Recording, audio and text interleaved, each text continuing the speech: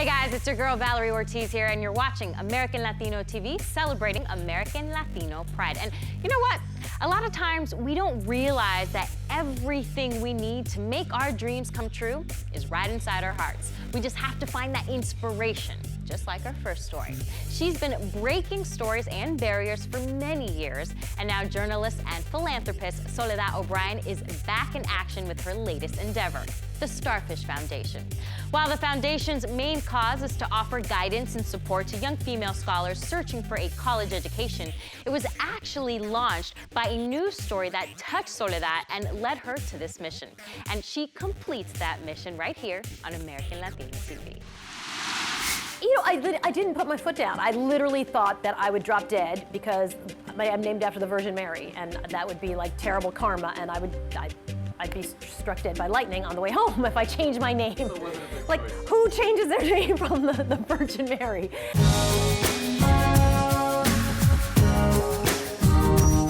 My name is Soledad O'Brien. I'm a journalist, and I also am a philanthropist. I founded an organization that helps young women, minority women, go to and through college.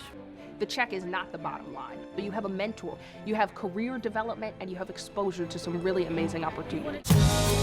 I grew up in the North Shore of Long Island, where there were literally in my town no Latinos at all. So my full name is Maria de la Soledad Teresa Marchetti O'Brien. And so that was a bit of a challenge in and of itself because people couldn't even pronounce it. And when I was coming up in the industry, actually I had a guy who asked me if I would change my name. He said, people won't be able to understand you, as if somehow, you know, I was very unclear to my audience. And at the time, I was working as a production assistant. My boss had changed her name. Her name was Jean Bollocky, and she changed it to Jean Blake. And so it was not unusual to sort of change your name to something more Americanized. So I said no. It was an interesting thing because I think at first people really were challenged by it, but then the shifting demographics in America kind of matched a bit of my rise through the media. And so I was very happy that my name really represented kind of who I am ethnically. Who would you say is the #1 Black technology entrepreneur? You know, that's a weird question. Who would you say is the #1 Black? I don't cover technology. Yeah. No, I'm trying to think of any Black CEOs in Silicon Valley, and I'm not even coming up with any. Okay, so the entrepreneurs, the people who are making companies. I don't know a single Black entrepreneur. I had such a great experience working at CNN because we covered every breaking story in that era. I think Katrina was one of the most important stories that I covered, and I was watching on these big screens that we had at CNN.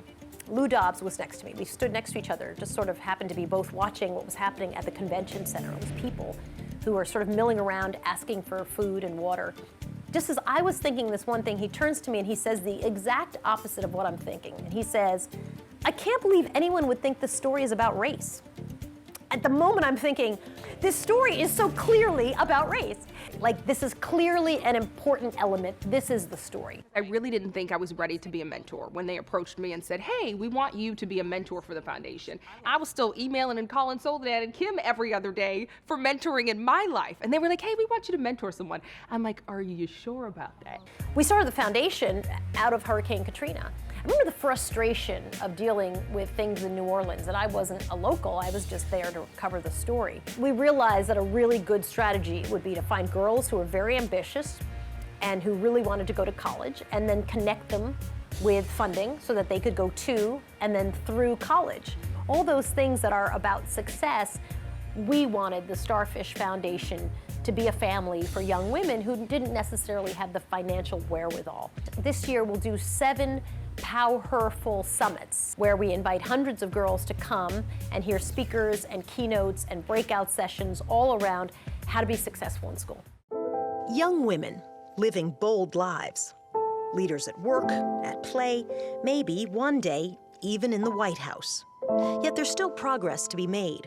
We just have a model of a company where we create content and then we give it to different partners.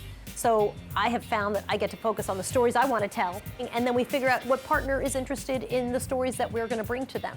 So it's been great. I mean, I've been so busy. I can't imagine, you know, doing a daily show at all, but I love the new thing I'm doing.